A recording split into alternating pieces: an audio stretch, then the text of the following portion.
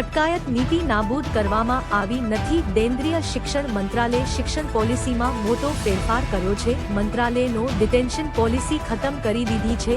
આ નિર્ણય મુજબ હવે ધોરણ 5 અને ધોરણ 8 ના અસફળ થનારા વિદ્યાર્થીઓને નાપાસ કરવામાં આવશે। આ વિદ્યાર્થીઓને પોતે જે ધોરણમાં હતા તે ધોરણ પાસ કરવા માટે વધુ એક તક અપાશે। આ નવી પોલિસીનો ઉદ્દેશ્ય વિદ્યાર્થીઓની શીખવાની ક્ષમતામાં અને શૈક્ષણિક પ્રદર્શનમાં સુધારો કરવાનો છે।